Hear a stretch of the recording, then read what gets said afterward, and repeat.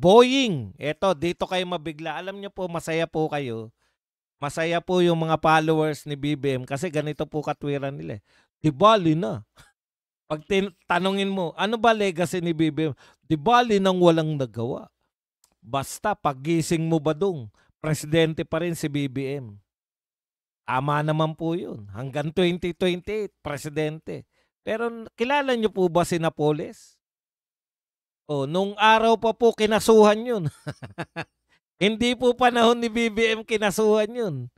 Sa haba po na, hindi po nangyari yung PDAP kay Duterte.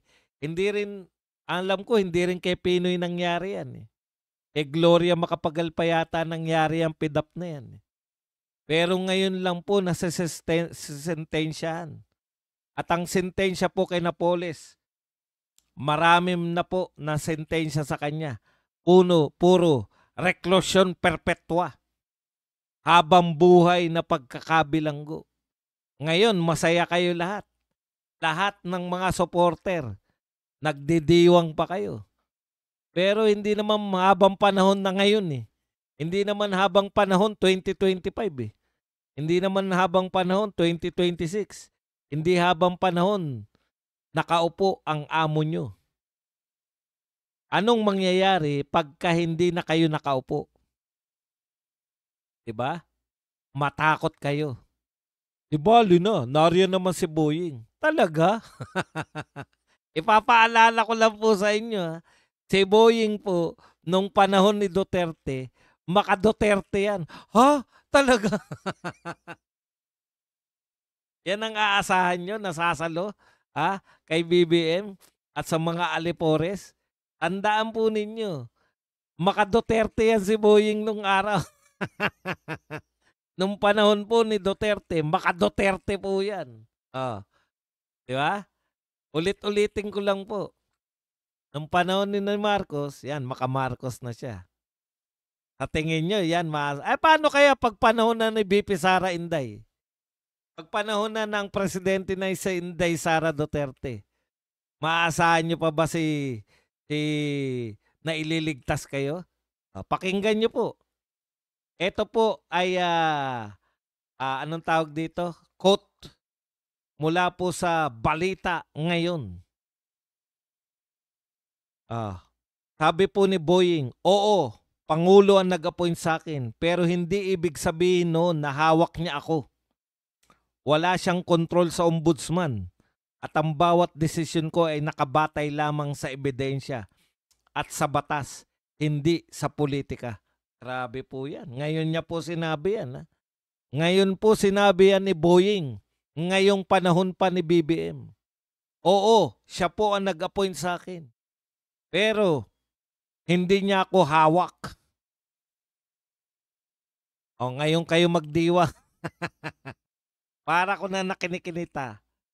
Ano kaya ang mangyayari sa ombudsman? Kasi alam niyo po, hindi na po pabata si Boying. At meron na po siya near-death experience, di ba? So sa tingin ko, ginawa niya po ang lahat. Aminado naman si Boying. Ginawa niya ang lahat para makuha niya yung pagiging ombudsman. Alam niyo po yung mga tao, lalo na po yung nagkaroon na po ng mga near-death experience. Yung mga sa tingin nila ay binigyan na lang sila ng panibagong buhay. Alam niyo po, naniniwala po ako, no, sa tindi po ng ebidensya na nasa harap ng ombudsman. Kasi ganito yan eh. Bakit ka makikisama sa kasalukuyang presidente? O nakita nyo naman. Sa totoo lang po, ang ombudsman, kahit po yan ay tinatawag nating independent, umaasa pa rin yan sa pagpopondo ng gobyerno. Kita nyo naman ang mga request ngayon ni Boying Remulla. Dagdagan ng sangkatutak na abogado. Ang dami na po nilang abogado dyan sa ombudsman. O kasi nakikisama ka sa kasalukuyang presidente. Ano ang mangyayari after ng presidency ni BBM? Pakikisamahan pa rin ba ni Boy si BBM pa rin? Eh kung lantad na ito yung mga alipores ni BBM, panay mga magna, oh. Anong gagawin mo? Pwede po yun eh. Pwede ka pong yung legacy. Ano iiwan kong legacy, 'di ba? Kaya po may mga bilyonaryo nung araw, kaya nauso yung pagtatayo ng mga foundation eh. Ha? Hindi po nila pinamamana lang sa mga anak nila, sa mga apo nila yung mga pera nila. Hindi pa po natin hindi pa po natin nangyayari sa atin 'yan eh. Kaya hindi po natin maisip siguro. Pero bakit may mga bilyonaryo na instead na ipamana lang sa mga anak at apo yung kanilang mga ari-arian, bakit sa mga humanitarian, oh, sa mga humanitarian effort nila binibigay yung pera nila?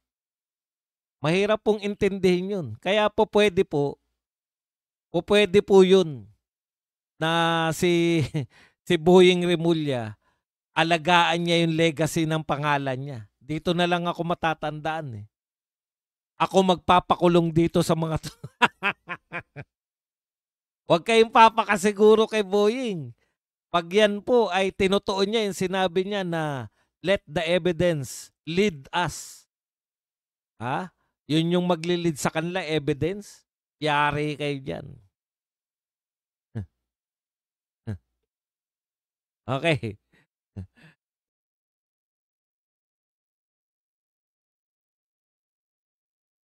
Ngayon, panikasaluala na.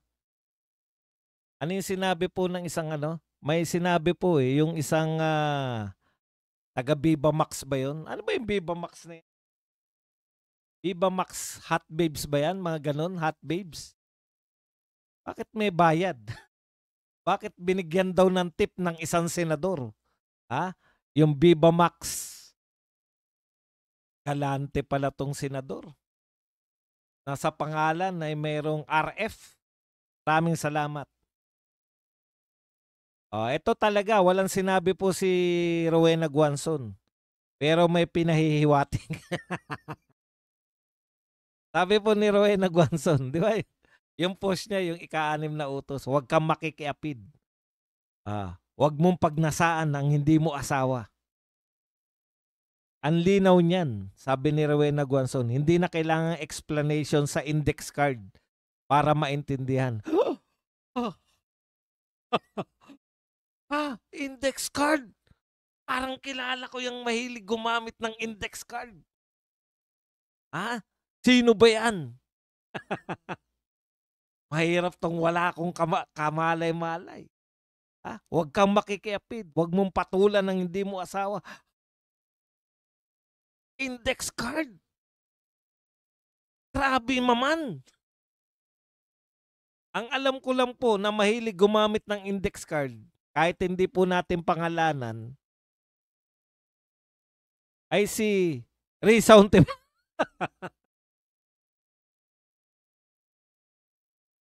Napag-google tuloy ako. Risa Ontiveros.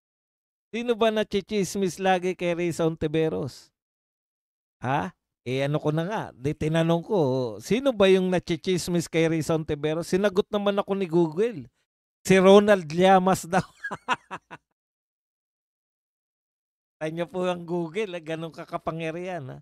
Kaya sabi ko naman, teka muna, sino ba may asawa sa kanila nung panahon na yun? Di tinanong ko naman. Ang maganda sa Google, pwede mong tanungin ng English at Tagalog eh. Kaya ito po, una tinanong ko, sino ba yung nachichismis kay Risa Ontiveros? Si Ronald Llamas daw ang sagot.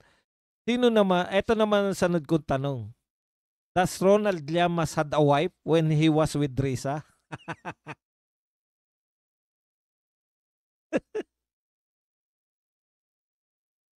Chismis lang. Sabi po, during the period when rumors of relationship, eto sabi ni Google, during the period when rumors of a relationship, rumors lang naman pala. Lusot ka na, Risa at Llamas.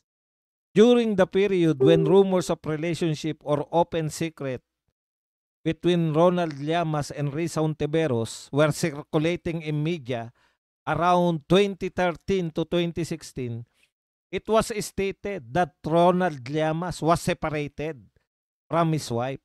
not married at the time. And Riza Ontiveros was a widow. Separated naman pala. Ay, hindi po. Wala pong mali dito sa Google. Wala po kaming rito. Divorce. Pwera na lang kung sa ibang bansa po sila. Si Riza Ontiveros naman po ay widow na. Kaya hindi po si Llamas ang nagnanasa sa may asawa. Hindi si Ronald.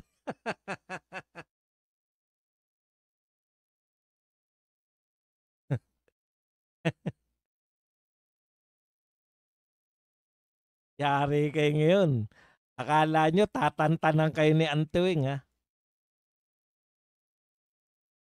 Napanood ko nga si Monsod niyan eh. Kaya maganda rito. May mga chismis. Ang katutak, ang chismis ni Rowena Guanzon ngayon.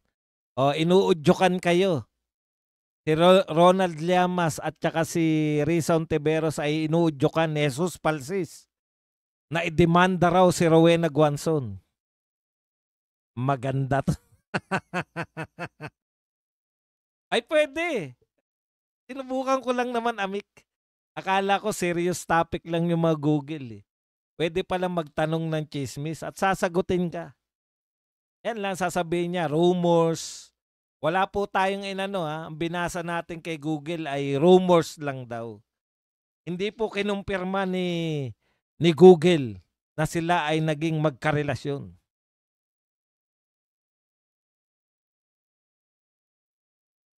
Rumors lang daw. Pero hiwalay naman daw noon.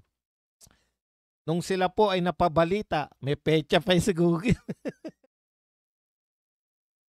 Masarap mag-chismis to si Google. 2013 to 2013 to 2016. 3 taon na Google, ha.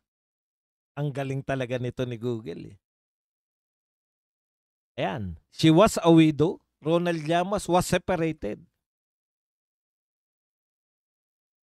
Both Ontiveros and Llamas consistently denied being in a romantic relationship, maintaining they were just friends and a long-time colleagues from the Akbayan party list. Yun naman pala, friends lang pala eh.